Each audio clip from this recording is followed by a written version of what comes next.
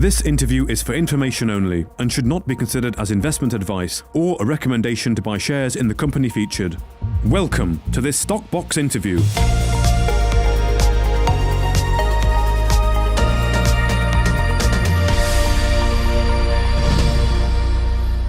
On Stockbox this morning, we're joined by Andrew Bell, the CEO of Red Rock Resources. Andrew, good to talk to you again. How are you doing? I'm pretty good, thank you. Good. It's good to have you on. So today you've released some news on your copper cobalt project in the DRC.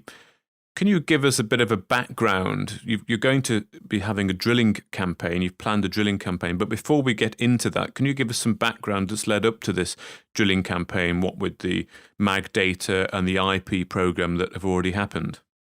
Yes, I think we've gone at it systematically, which I think is what everybody ought to do.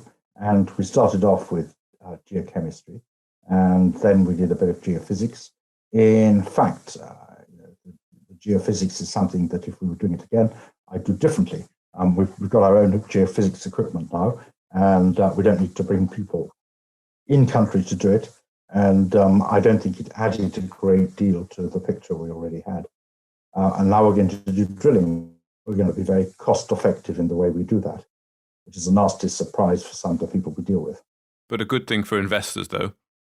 Yeah, because the way I look at it is whether you're doing geochemistry or whether you're doing drilling, it's basically a statistical exercise. So you start off with a null hypothesis. Say, right, so what are we trying to do now? We're trying to say that it's fairly close based. We started off, they wanted to do a large number of holes. We said, no, we're getting very consistent results across this area. We know the structure. If we put in this number of holes, this spacing, if there's something there, we'll hit something. Statistically, that's very, very high probability. So we don't need to do any more holes than that. And then when it comes to doing the work, we get these proposals for having lots of levels of management and then reports written and everything. And we say, no, all we need is, think of this like a crime scene. We need a chain of custody. We need a geologist to sign off on the daily drill sheets and to make sure that the samples all go back either into store or where they're going to be prepped to go to the lab. Then they go to the lab. We don't need to do XRF testing first. We don't need any of these other things. Until we have the results from the lab, we don't know whether it's worth going to the next stage, because the hypothesis we're testing is that maybe there is nothing economic between 0 and 100 meters. Okay, so this drill program then has been planned very systematically and cost effectively, as you say. You've done the previous work. Well, we have to because we're a small company. We're going to be doing a drill program in Kenya as well. We have to get these paid for properly, and our aim always is that we should be discovering a ton of copper or an ounce of gold at 1/3 of the standard rate for the industry generally. Because if we're not doing that, then there probably isn't room for us in the ecology of the mining system. Okay, so can you tell us a bit about the drill program then? Yes, we're going to be drilling 20 holes. We're going to be going down to 80 to 100 meters, which will get us through the water table. By the time we drill, which will be into June, the water table, the rainy season will have been over for long enough. The water table will have gone down a bit, won't be excess water. So we'll get good recoveries with the RC drilling. We will go through the normal water table area. But if there's supergene enrichment somewhere around there, we're likely to hit it, or at least get signs of it. And so for a very short, cost-effective program, with only 20 moves between holes, we will get a result. We think we know what that result is going to be, and that's why we have incurred the expenditure, which we absolutely hated, putting in a mini camp there in advance. So we've done that, and if you're going to have security there, you really need to have a water well, and you might as well put in a storage facility for what you're going to be getting drilling. Now, we wouldn't have done that unless we had assessed the probabilities very strongly in favor of getting results good enough to go forward. But we've got that mini camp now set up. We're putting in the access and preparing the drill pads, and then we're going to drill, and we'll have 20 holes. So we're going to send it off to a lab, and we'll get the results back from the lab, and they'll be definitive. And we believe they will be very good, and evidence of a deposit. Okay, and on the construction of the camp then and preparing for drilling, how near to completion of all the pre-setup are you, and when do you think you might be actually the drills turning? I think we've got all that done.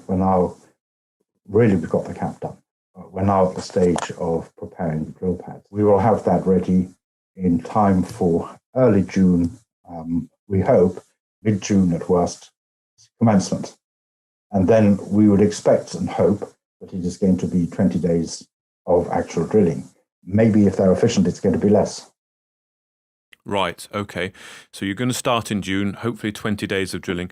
What do you think you'll find then, Andrew, based on the hypothesis? And when do you think you can give us some results to the market? Well, I think we're going to get evidence of a copper cobalt deposit. With luck, and we think we will actually get into the copper cobalt at shallow depths, which would be open pitable. And we hope that we will get grades and tonnages. The area is quite a decent area, but we hope we will get grades and depths of intersection that will hold out the hope that we will have an economic resource there. And when you compare with the great depths through maybe Kalahari sands and things that people have to go down to get moderate grades elsewhere, if we can get typical Congolese grades with the cobalt as well near surface, then we're in the game. Now, plenty of people in the Congo have had good deposits and still not been able to make a go of them. But that's because of the mistakes they made from the point of discovery onwards and bad management. It is theoretically, if you get a good grade deposit, you're 90% there. That's most of what you want to have a successful project. It's just grade. Okay. And what will it mean then for the company if you get the intersects and the drilling results that you hope you will? Well, it would mean that the company's cheap. But, okay. I'm sure that people listening to this get bored of companies telling them how cheap they are. And the answer is always wait and see. Just wait until they prove it. So you just wait until we prove it. Okay. But we think we're quite good explorers.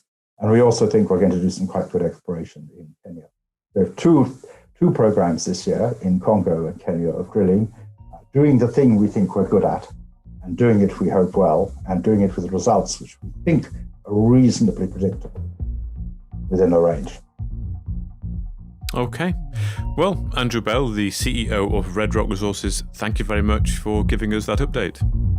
Thank you. Thank you for listening to this Stockbox interview. For more information, interviews and videos, visit our website at stockboxmedia.com or give us a follow on Twitter by searching @StockboxMedia.